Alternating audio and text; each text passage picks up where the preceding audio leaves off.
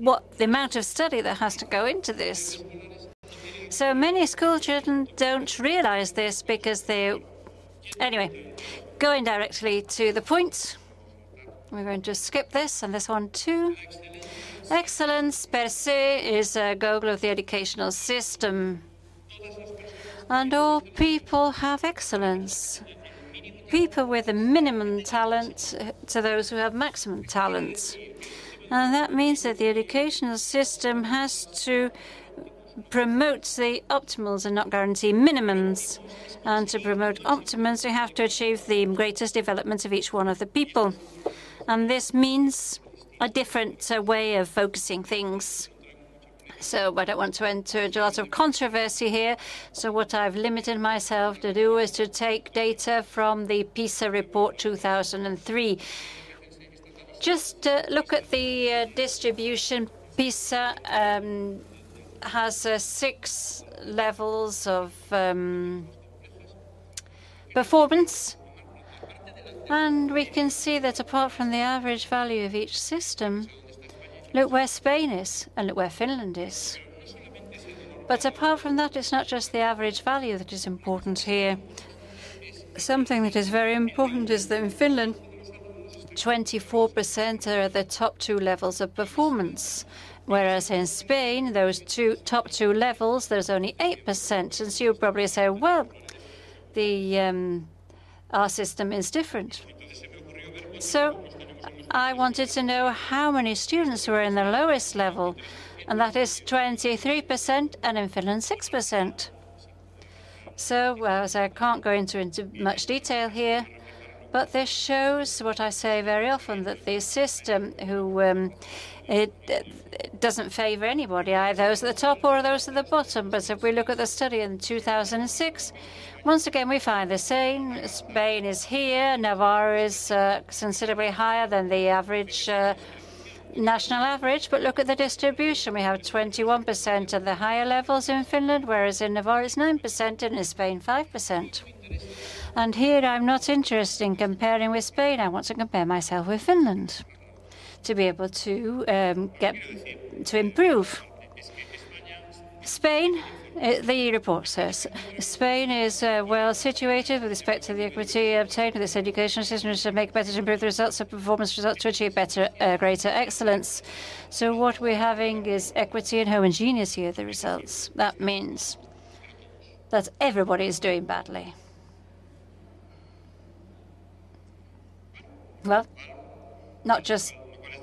That is dramatic, of course, and also a lie, because equity is a moral concept, and it is based on statistics. Going very equality, understood as homogeneity of the results, cannot become objective of the educational policy. Homogeneity per se is not desirable unless it's accompanied by very high mean results, which isn't our case. This must be the objective of political action, achieving maximum performance from each and every one of the students. This is the idea. So let's not deceive ourselves. What we want is the educational scene to have optimum results.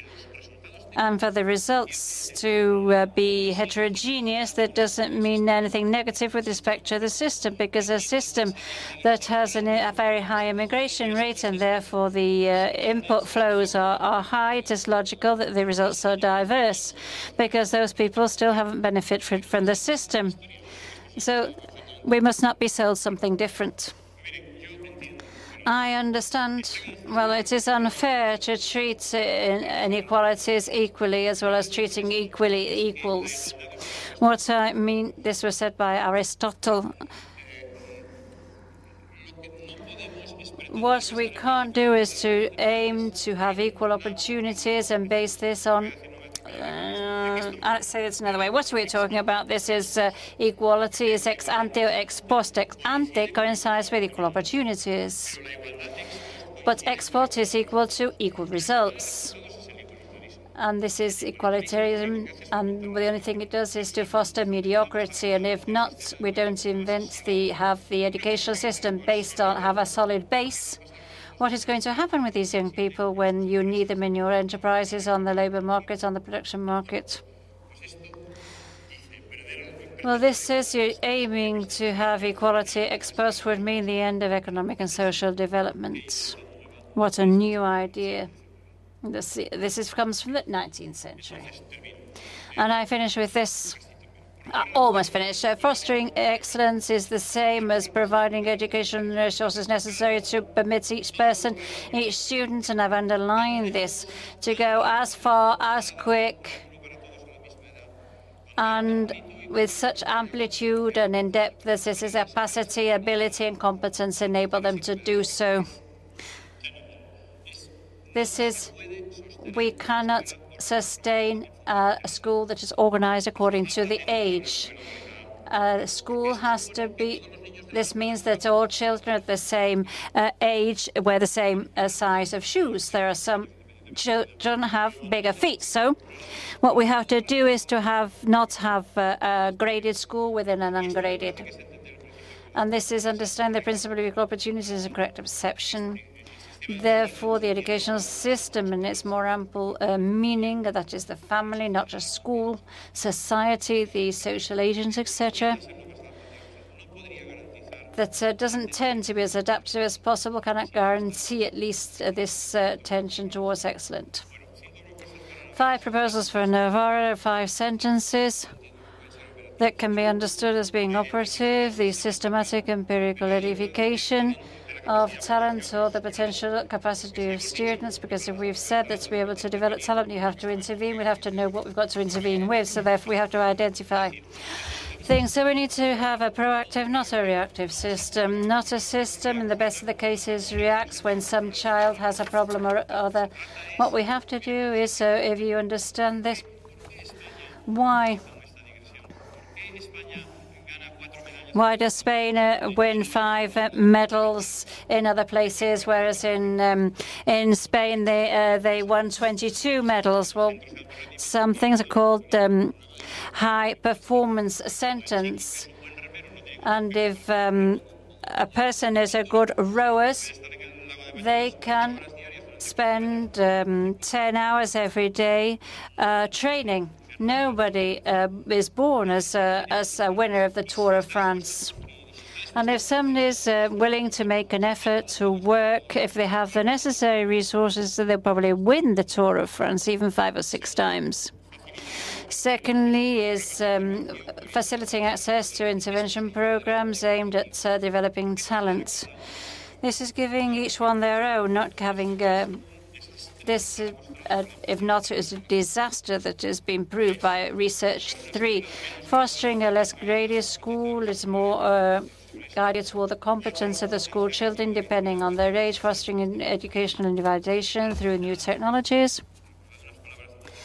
Because in the end, it doesn't matter what is taught. What matters is what is learnt.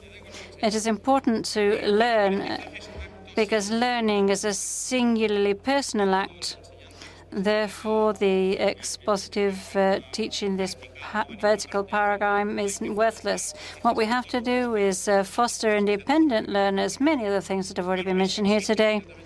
And this requires lowering the ratio, and this is costly and can't be permitted. But the new technologies, and there'll be examples of those today, the new technologies do permit us to reduce the ratio. And finally, this is for you. We have to involve the social agents in talent development programs. This is the educational system, I'm going to say, is so important that you can't leave it on its own. The educational system is so important that it needs social corporate responsibility. And tomorrow the Promete Foundation will talk to you. It is the educational system is so important, and a lot of placed on it, that we could say the future of Navarra is being provided in the school today. And if we don't have complementary additional programs, apart from the actual prospectus, the future can't be guaranteed. This is a cheap investment. Maybe it hasn't got a short-term return, but it has a sure return, and in that case, the future will be guaranteed. Thank you very much.